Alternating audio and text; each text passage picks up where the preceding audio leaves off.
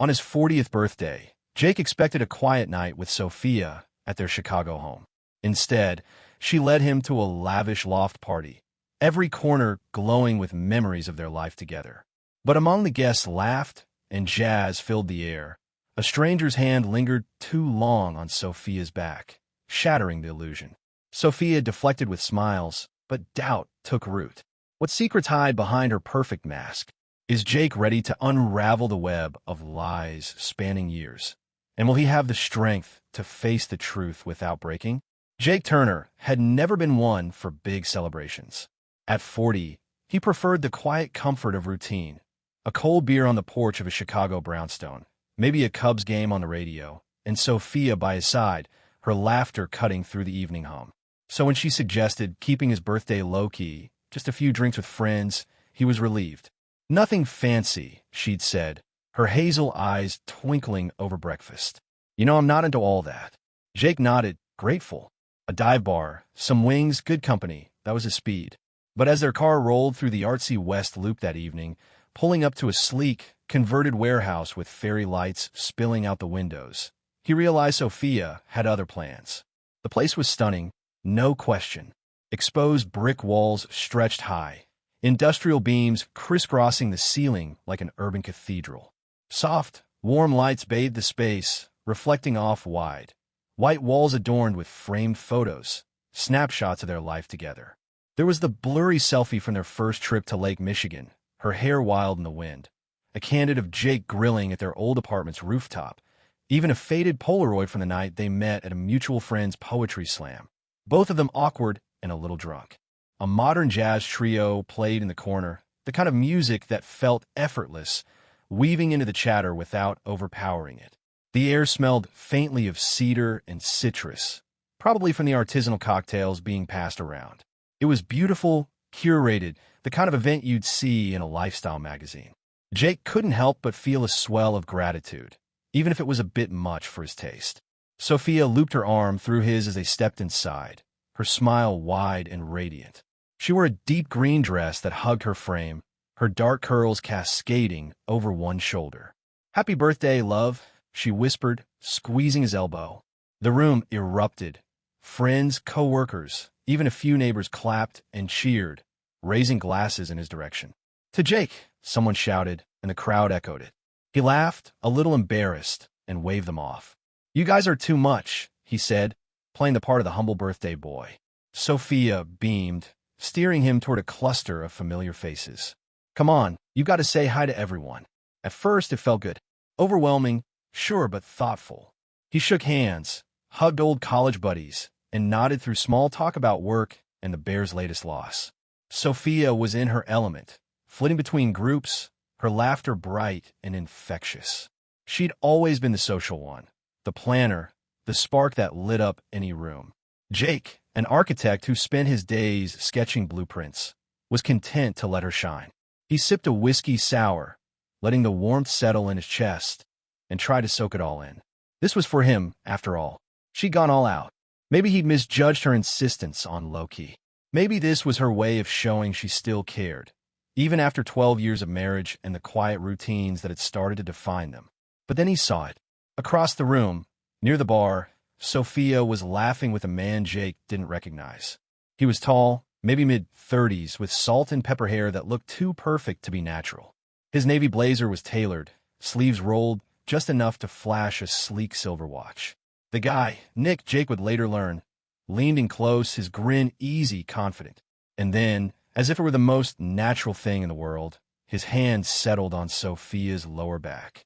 Not a quick pat, not a casual brush. No, this was slow, deliberate, the kind of touch that carried weight. It lingered, his fingers resting there like they belonged, like they'd been there before. Sophia didn't flinch, didn't step away. She tilted her head, her smile softening, and said something that made Nick chuckle. Jake froze, his glass halfway to his lips. The room seemed to tilt, the jazz turning muffled, the laughter fading into a dull hum. His stomach twisted, sharp and instinctive, like a warning flare. He blinked, tried to unsee it, to rewind the moment. Maybe it was nothing. Maybe the guy was just flirty, a little drunk, crossing a line he didn't realize was there. Maybe Sophia was just being polite, humoring him. But his gut knew better. There was a language in that touch, a familiarity that didn't come from a one-off conversation. It was the kind of ease you earn through time, through intimacy. And Sophia's reaction, or lack of one, said more than words could.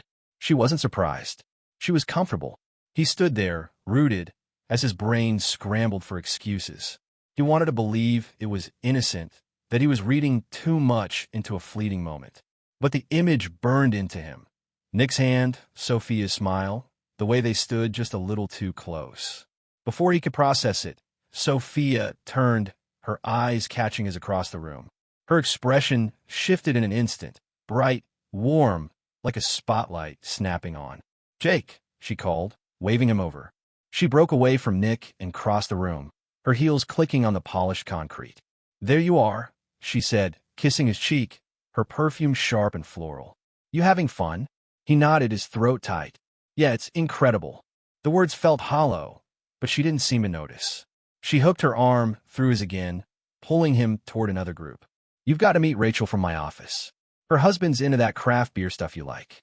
She was already moving, her voice light, her energy relentless. Jake followed, his smile stiff, his eyes flicking back toward the bar. Nick was still there, sipping a drink, not looking their way, but somehow present, like a shadow just out of reach. As the night wore on, Sophia was everywhere, introducing him to people, refilling his drink, pointing out the vegan sliders she'd ordered just for him. She was a whirlwind, directing the party like a conductor, every move polished, every laugh perfectly timed. And Jake played along, shaking hands, chuckling at jokes he barely heard. But he couldn't shake the feeling that he was being managed. Every time he hesitated, every time his eyes lingered too long in Nick's direction, Sophia was there, redirecting him, filling the silence with chatter. It was seamless, almost too seamless, like she'd anticipated his every doubt and had a counter ready. By the time he found a moment to breathe, standing near a table of charcuterie, he felt like a guest at his own party. The photos on the walls, the ones he'd thought were so touching, now felt staged, like props in a play he hadn't auditioned for. He caught his reflection in a wine glass, tired eyes, a smile that didn't reach them. This was his birthday, his night, and yet he felt like he was trespassing in someone else's story. And then, as if the universe wanted to twist the knife, he remembered little things, fragments that hadn't meant much at the time. Sophia's late nights at the office, her phone always buzzing, the way she'd started locking it with a passcode she never shared. The flowers that showed up at their house a month ago, no card, no explanation, just a vague, probably from a client, before she tossed in the vase. He looked across the room. Sophia was laughing with a co-worker, her hand on their arm, her charm dialed to 10. Nick was nearby, not too close, but close enough. Jake's chest tightened. This wasn't just a party. This was a performance. And he wasn't sure who the audience was supposed to be.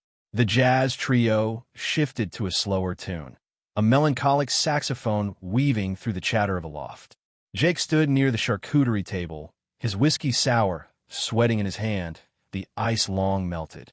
The party pulsed around him, friends clinking glasses, Sophia's laughter rising above the noise like a beacon. But his mind was stuck on that moment at the bar, Nick's hand on her lower back, the ease of it, the way Sophia hadn't pulled away.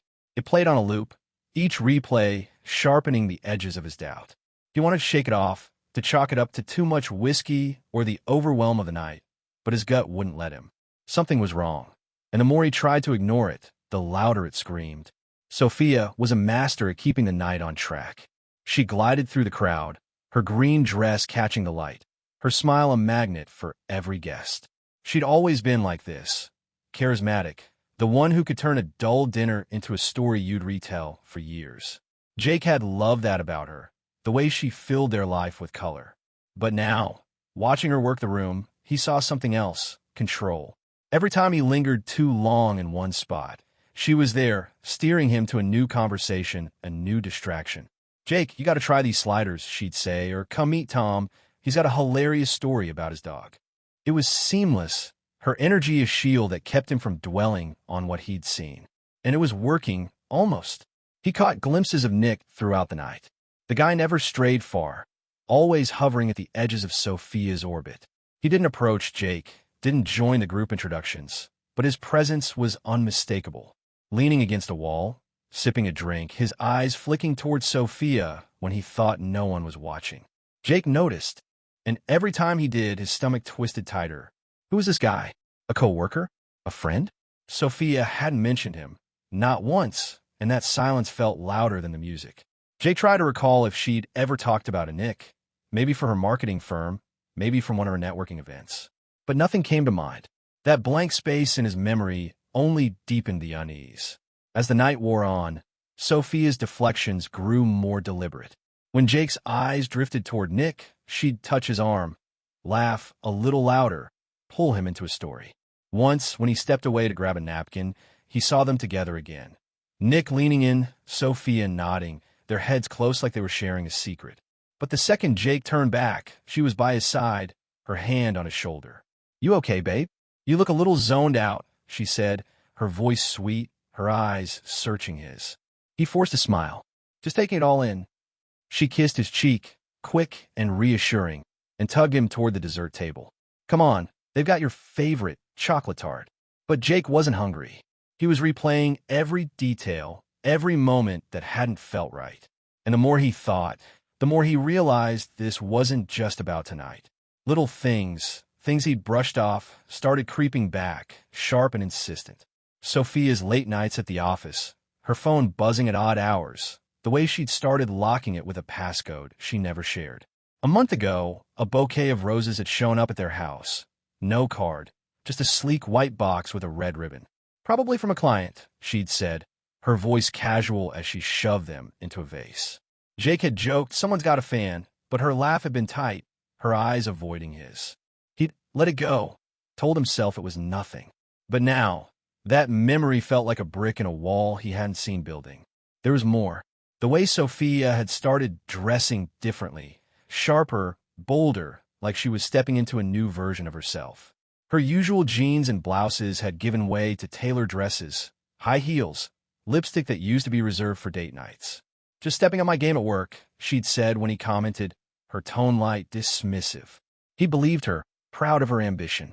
She was a senior strategist at her firm, always chasing the next big campaign. But now, watching her laugh with Nick, her earrings catching the light, he wondered who she was dressing for. Not him. Not anymore. And then there were the silences. The way their conversations had grown shorter, more functional. No more late-night talks about dreams or dumb hypotheticals. No more spontaneous kisses in the kitchen. Sophia was still affectionate, still warm, but it felt rehearsed, like she was checking a box. Jake had chalked it up to stress, to the grind of their careers, his long hours at the architecture firm, her endless client meetings. But standing in that loft, surrounded by photos of a life that suddenly felt staged, he wasn't so sure. Had he been ignoring the signs? Or had she been that good at hiding them? He tried to focus, to stay present. A friend from his old firm clapped him on the back, launching into a story about a botched project. Jake nodded, laughed on cue, but his eyes kept drifting to Sophia. She was near the bar again, talking to a woman he vaguely recognized from her office. Nick was there too, not part of the conversation, but close enough to listen, his posture relaxed, proprietary. Jake's grip tightened on his glass. He wanted to walk over, to ask who Nick was, to see if Sophia would flinch. But he didn't. Not yet. He wasn't ready to tip his hand, to let her know he'd seen something she clearly didn't want him to see. Instead, he excused himself from the conversation and slipped toward the bathroom, needing a moment to breathe. The hallway was quieter, the music muffled by the brick walls. He leaned against the sink, staring at his reflection in the mirror. His dark hair was starting to gray at the temples, his jaw set tight. He looked older than 40, tired in a way that wasn't just physical. "Get it together," he muttered, splashing cold water on his face. He told himself he was overreacting, that he was letting one moment spiral into something it wasn't. But when he stepped back into the loft, Sophia was waiting, her smile bright, her arm outstretched. "There you are," she said, pulling him close. "You can't hide from your own party." She led him back to the crowd, her chatter filling the space between them. But Jake wasn't listening. He was watching, cataloging, piecing together the fragments of a puzzle he hadn't known he was solving. The party was a masterpiece, every detail perfect, every moment orchestrated. But it wasn't for him. Not really. It was a distraction, a sleight of hand to keep him from looking too closely. And as Nick's laughter echoed from the bar, Jake felt the first real crack in the trust he'd built his life on. He wasn't sure what came next, but he knew one thing. He couldn't unsee what he'd seen, and he wasn't going to let it go. The loft was dimming, the fairy lights casting long shadows as the party wound down. The jazz trio had packed up, replaced by a low playlist humming through hidden speakers. Most guests were gone, leaving only a few stragglers, Sophia's work friends, a neighbor nursing a final drink. Jake stood by the dessert table, his fourth whiskey burning in his hand, the buzz doing little to dull the storm in his head. His eyes kept drifting to Sophia, who was near the entrance, hugging a coworker goodbye, her smile as bright as ever. But all he could see was Nick's hand on her back, the ease of it, the way she'd leaned into it. That image had rooted itself in his mind, and no amount of small talk or forced laughter could uproot it. He told himself to let it go, to clean up, thank the caterers, and head home. But then, like a cruel twist of fate, he saw it, Sophia's phone, face up on a table near the bar, screen still glowing. It was always glued to her hand, locked with a passcode she never shared, a constant presence that had started to feel like a third person in their marriage. Yet there it was, unguarded, as if she'd forgotten it while saying goodbye to someone. Jake's pulse quickened. He wasn't looking for it. He swore he wasn't, but the screen lit up with a notification, and his eyes caught the words before he could look away. From Nick, "You were better tonight than in Miami. Miss you already. Rooms booked for tomorrow." The words hit like a fist to the chest. Jake's breath caught, his vision narrowing to the glowing screen. Miami? Sophia had gone to Miami 6 months ago for a work conference. She'd called him from the hotel, complaining about boring panels, promising to bring back a keychain for his collection. Had that been a lie? And tomorrow, what did that mean? His mind raced, piecing together fragments he'd ignored. Her late nights, her locked phone, the roses with no card. This wasn't a fleeting moment or a misread gesture. This was real, deliberate, a betrayal carved out in secret while he'd been playing the trusting husband. He glanced around, making sure no one was watching, then leaned closer. Another message appeared, Sophia's reply, counting the hours. Can't wait. His stomach churned. The casual intimacy of it, the confidence, was worse than the words themselves. It wasn't just an affair. It was a world she'd built without him, one where he was a punchline. He stepped back, his hands shaking, the whiskey glass nearly slipping from his grip. The room felt too small, the air too thick. He couldn't let anyone see him like this, not with the truth burning across his face. So he did the only thing he could think of. He grabbed a nearby bottle, poured a splash in his glass, and pretended to study the label, his back to the crowd. But his mind was racing. Miami. Tomorrow. Better than. The words looped, each one a nail in the coffin of his trust. He thought of Nick's smirk, the way he'd hovered all night, never too far from Sophia. And her flawless pivots, her laughter, the way she'd steered Jake away from every doubt. It was all so calculated, so polished. He felt like a fool, not because she'd betrayed him, but because he'd let her. He'd ignored the signs, swallowed her excuses, convinced himself he was paranoid. But now, standing in the wreckage of his birthday, he saw it clearly. This wasn't a one-off. This was a pattern, a timeline, a life she'd hidden in plain sight. He looked back at the phone, still glowing, still unlocked. His fingers itched to grab it, to scroll, to rip open the rest of her secrets. But he hesitated, not because he was afraid of what he'd find.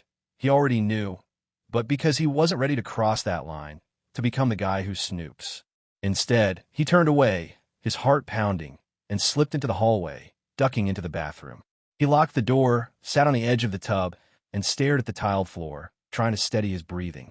How long? He thought. How many nights? Miami? What else?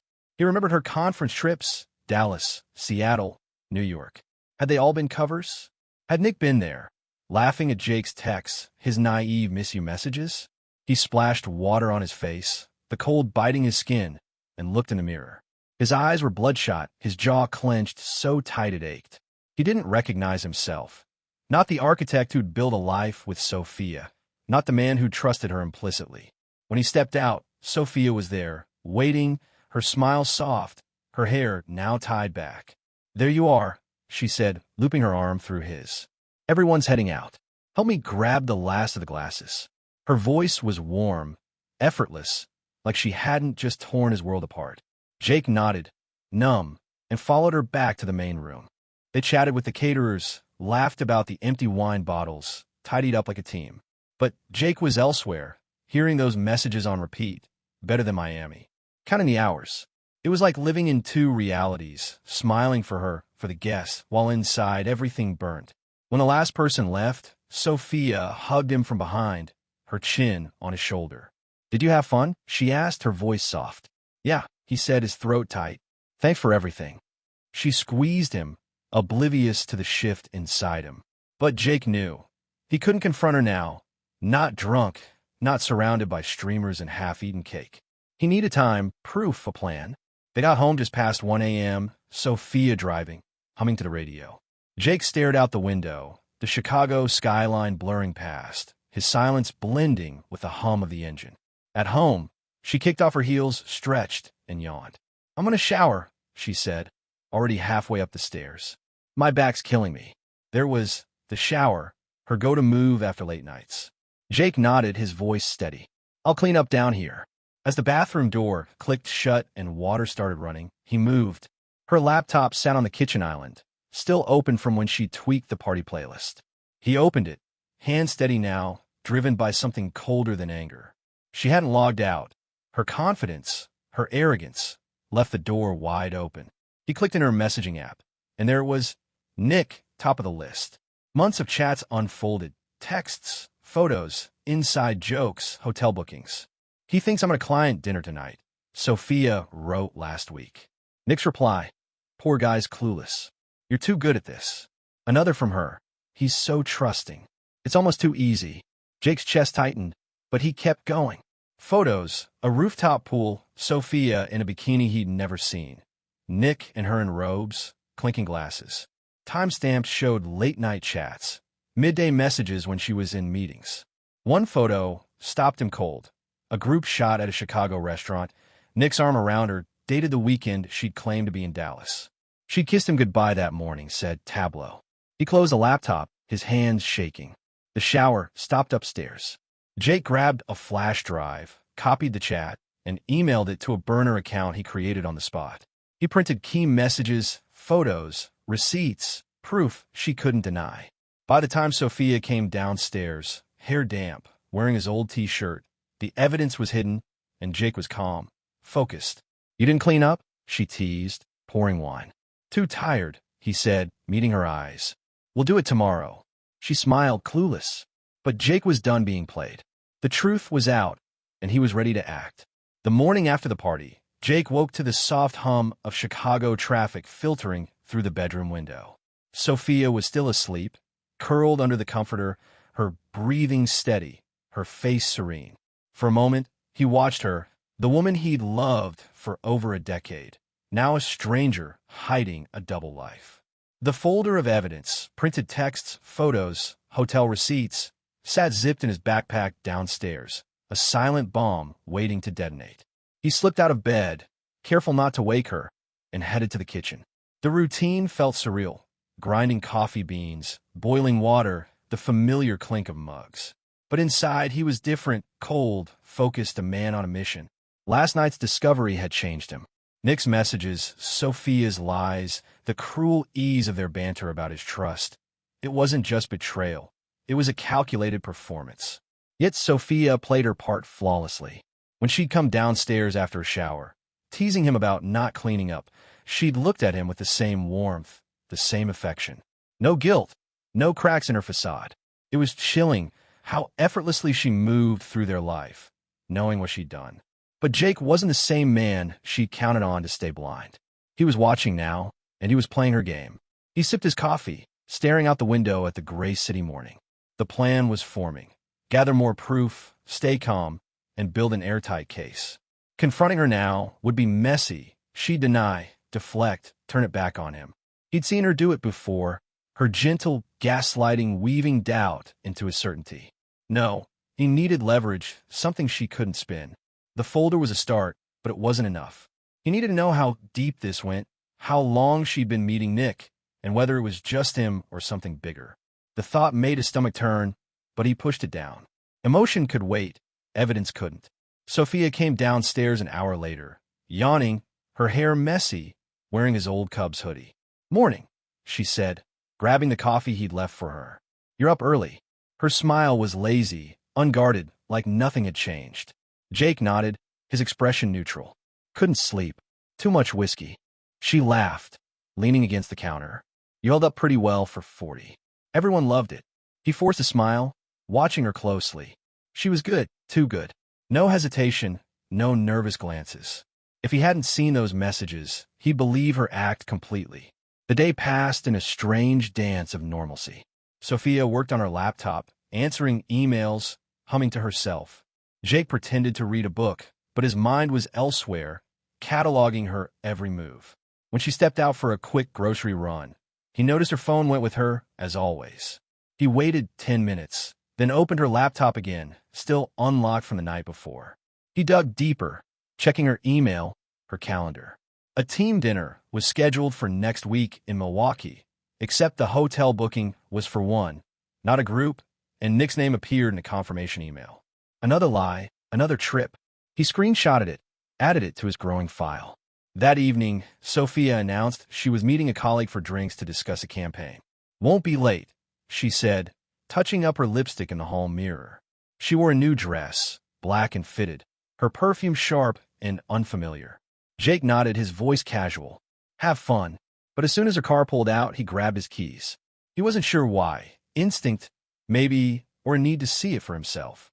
He followed her, keeping 2 cars back, his heart steady but his grip tight on the wheel.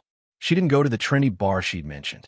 Instead, she pulled into a boutique hotel in River North, its neon sign glowing against the dusk. Jake parked across the street, watching as she stepped out, her heels clicking on the pavement. She glanced around, then walked inside, her posture confident, practiced. Minutes later, Nick's car, a sleek BMW, pulled into the lot. He followed her in, his stride relaxed, like this was routine. Jake's chest tightened, but he didn't move. He wasn't here for a confrontation. He pulled out his phone, snapped photos. Her car, the hotel entrance, Nick's license plate, the timestamp clear. He waited, documenting every detail, until they emerged an hour later, laughing, her hand brushing Nick's arm. More photos, more proof.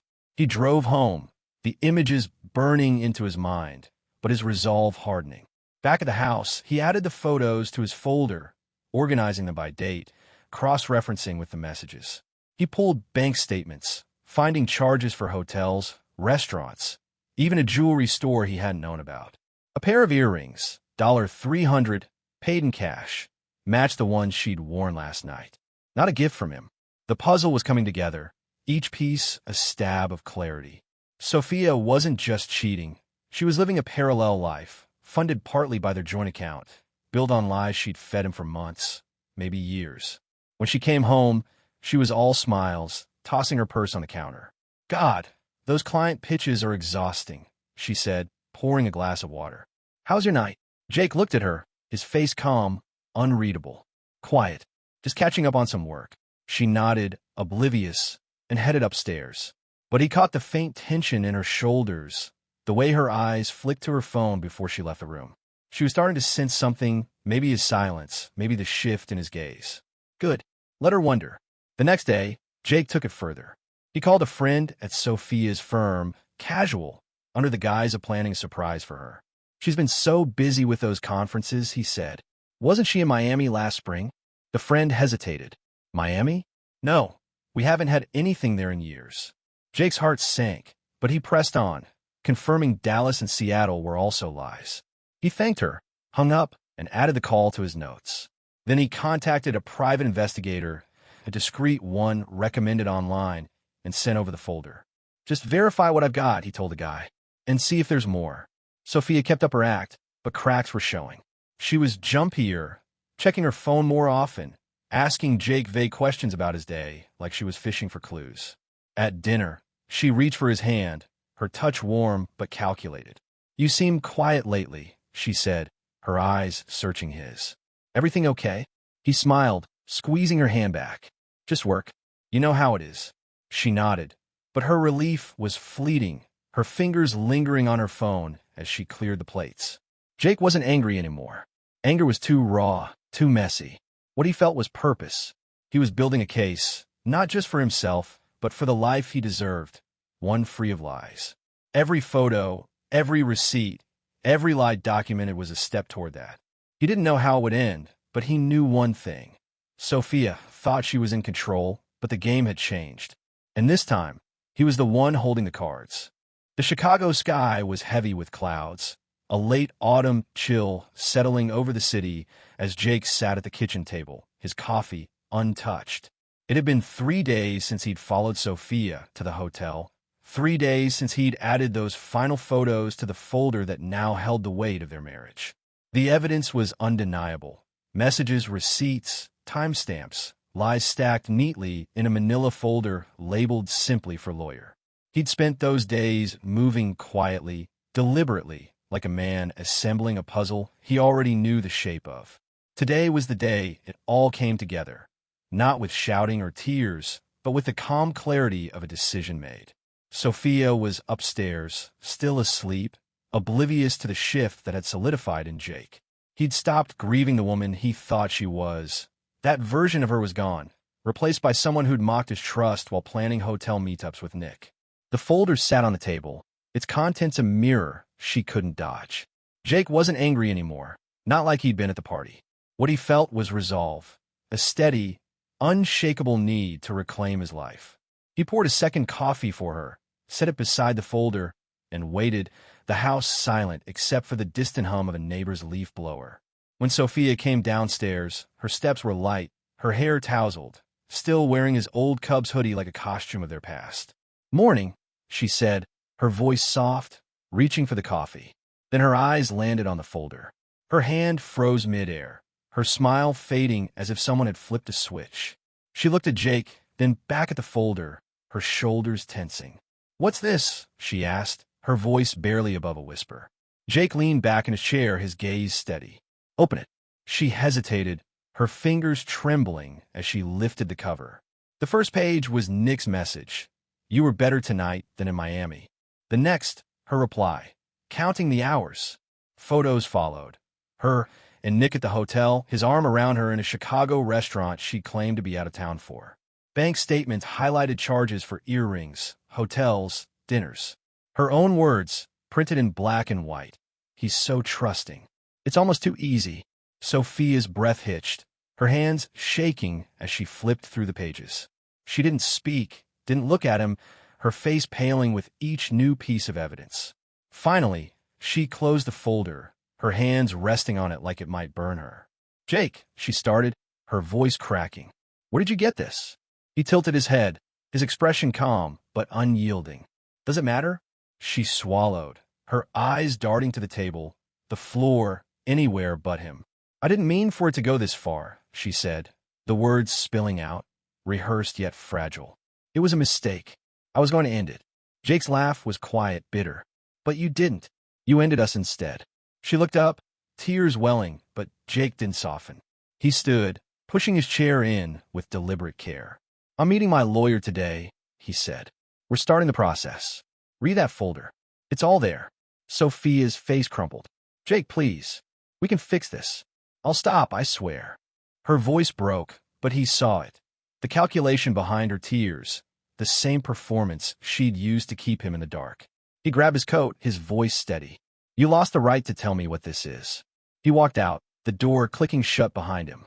In his car, he drove south along Lake Shore Drive, the city blurring past, his mind clear for the first time in weeks.